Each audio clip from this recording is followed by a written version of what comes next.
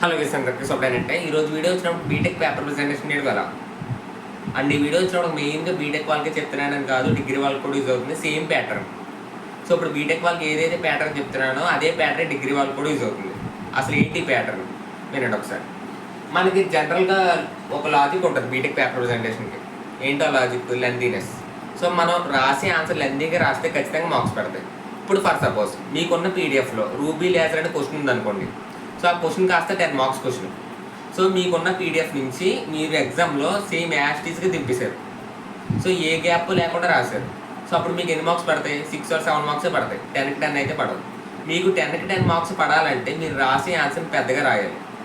So అక్కడ షార్ట్గా ఉన్నా సరే మీరు రాసే ఆన్సర్ లెంతీగా రాస్తే మీకు కరెక్ట్గా మార్క్స్ పడతాయి, 10కి 10 పడతాయి. సో ఓకే, ఇప్పుడు ఫర్ సపోజ్ ఇక్కడ డెఫినేషన్ చూడండి ఒకసారి. Generally we known as the ruby laser is meant by the, ఇక్కడ వరకు రాశాను. రాసిన తర్వాత ఇక్కడ నుంచి మీరు ఏదైతే డిఫరెన్స్ పాయింట్ చదువుతారో ఆ డిఫరెన్స్ పాయింట్ అనేది ఇక్కడ నుంచి కంటిన్యూ చేయండి. ఓకేనా? Generally we known as the ruby laser is meant by the అక్కడ వరకు రాసిన తర్వాత ఇక్కడ నుంచి మీరు ఏదైతే డెఫినేషన్ చదువుతారో ఆ డెఫినేషన్ అనేది ఇక్కడ నుంచి కంటిన్యూ చేయండి. లాస్ట్ ఇక్కడికి అయిపోయిన తర్వాత is known as the ruby laser. So okay, ఈ పాయింట్ అనేది మీరు బైహెడ్ చేయాల్సిన అవసరం లేదు, చెప్తాను వినండి. జనరల్ అంటే ఏంటి? జనరల్గా వీ నోన్ యాజ్ అంటే మనకి ఏం తెలిసి డెఫినేషన్ గురించి the ruby laser is meant by the, లేకపోతే the ruby laser is defined as the. ఇలా ఈ చిన్న లాజిక్ కనుక గుర్తుపెట్టుకున్నట్లయితే మనకు రాసే ఆన్సర్ కాస్త పెద్దగా వస్తుంది అనమాట. సో ఓకేనా? చాలామంది ఏం చేస్తారంటే ఈ లాజిక్ అనేది రాయకుండా డైరెక్ట్గా డెఫినేషన్ పాయింట్ రాసేస్తారు. అప్పుడు ఆన్సర్ అనేది చిన్నగానే కనపడుతుంది అక్కడ. So okay, generally we known as అంటే మనకి ఏం తెలుసు the ruby laser is defined as the లేదా మెంట్ బై ది. రాసిన తర్వాత లాస్ట్ ఎలాగో మీకు తెలుసు, ఇక్కడ వరకు రాస్తారు ఆన్సర్ అయిపోతుంది. ఈస్ నోన్ యాజ్ లేకపోతే ఈస్ కాల్డ్ యాజ్ ది. ఇది ఎలాగో మీరు వినే ఉంటారు కదా. లాస్ట్ ఏ డెఫినేషన్ అయినా సరే లాస్ట్ ఏమొస్తుంది? ఈస్ కాల్డ్ యాజ్ ది అంతే. Is known as the ruby laser అయిపోతుంది. సో ఓకే, ఈ లాజిక్ అనేది జాగ్రత్తగా గుర్తుపెట్టుకోండి. అలాగే బైహెడ్ చేయొద్దు. Simple logic. ఏ డెఫినేషన్ అడిగినా సరే ఇలా రాస్తే కనుక మీకు ఈజీగా మీరు రాసే డెఫినేషన్ పాయింట్ అనేది పెరుగుతుంది అనమాట. అంతేగాని డైరెక్ట్గా డెఫినేషన్ పాయింట్ రాస్తారనుకోండి, అక్కడ వాడు మార్క్స్ కూడా తక్కువ వేస్తాడు మీకు. సో ఓకే, ఇలా రాస్తే కనుక వాడికి మంచి ఇంప్రెషన్ వస్తుంది. Generally we known as the ruby laser is meant by the.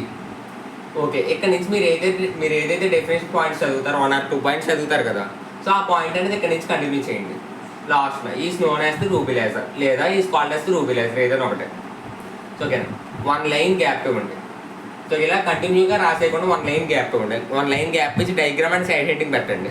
So అందంగా మంచి బొమ్మ వేసి తర్వాత 1 లైన్ గ్యాప్ డయాగ్రామ్ వేసిన తర్వాత 1 లైన్ గ్యాప్ ఇచ్చి మళ్ళీ 1 లైన్ గ్యాప్ ఇవ్వాలన్నమాట. Explanation and right side heading పెట్టండి.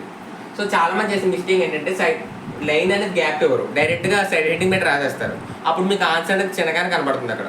సో ఓకేనా? డయాగ్రామ్ అని 1 లైన్ గ్యాప్ ఇచ్చి డయాగ్రామ్ సైడ్ హెడ్డింగ్ పెట్టండి. డయాగ్రామ్ వేసిన తర్వాత ఎక్స్ప్లెనేషన్ 1 లైన్ గ్యాప్, మళ్ళీ కన్స్ట్రక్షన్ లాస్ట్ అప్లికేషన్స్కి 1 లైన్ గ్యాప్ అలాగనమాట. సో ఓకేనా? చాలా మంది చేసే మిస్టేక్ ఏంటంటే డెఫినేషన్ అనేది ఇక్కడ నుంచి ఇక్కడ వరకు డైరెక్ట్గా రాసిన తర్వాత ఈస్ నోన్ యాజ్ అని కూడా రాయరు, అంతే అయిపోయింది ఇక్కడ వరకు. Next diagram no line gap డైరెక్ట్గా ఇలా కంటిన్యూ చేసి రాసేస్తారు. అప్పుడు మీకు ఇక్కడతోనే అయిపోతుంది అనమాట. సో ఓకేనా? సో ఇలా కనుక రాసినట్లయితే మీకు ఈజీగా మంచి మార్క్స్ అనేవి పడతాయి. గ్యాప్ ఇచ్చుకుంటూ రాయండి. అలాగని చెప్పి మరీ గ్యాప్ ఇవ్వద్దు. మరీ గ్యాప్ ఇస్తే డౌట్ వచ్చేస్తాడు.